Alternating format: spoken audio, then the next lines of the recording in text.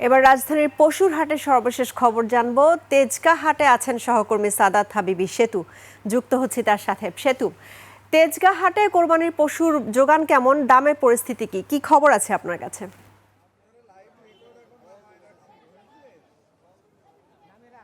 ওয়ালটন আবারও মিলিনিয়ার অফারে ওয়ালটন ফ্রিজ কিনে আপনিও হয়ে যেতে পারেন মিলিয়নিয়ার।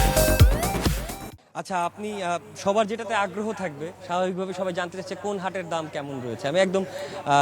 আমি সকাল থেকে 3টা হাট দেখেছি এবং 3টা হাটের সাথে যদি আমি কম্পেয়ার করি তাহলে আমি বলতে পারি যে এই হাটের দাম, ধরেন এই যে গরুটি, এই গরুটি যদি অন্য একটি হাটে আপনি কিনতে যান 3 লাখ টাকার মতো আপনাকে খরচ করতে হতে পারে। এরকমই যে দামাদামি করতে পারেন, এইটাই এখানে 3 লাখ টাকা দাম হয়নি, এর থেকে কম দাম হয়েছেন, খামারি রয়েছেন।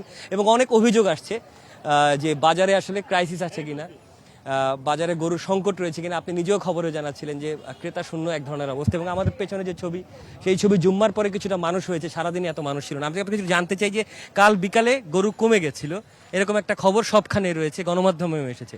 আসলে কি গরুর কোনো ক্রাইসিস রয়েছে, বা কোন ক্রাইসিসটা আসলে কি? না, আসলে গরুর ক্রাইসিস এরকম নাই। যেটা গরুর কথা বলা হচ্ছে যে অঞ্চল থেকে মাঝে গরু আসে, ঢাকা থেকে মানুষ মুভ করেছে, এই সময় রাস্তা জ্যামে পড়ে হয়তোবা কত কত ট্রাক আটকে গেছিল। কারণ আপনি জানেন যে যমুনা ব্রিজে প্রায় 8-10 ঘন্টার একটা জ্যাম ছিল।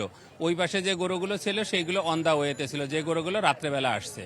এটা ঠিক যে গরুর ক্রাইসিস আসলে নাই, গরু আছে, অ্যাভেলেবেল আছে।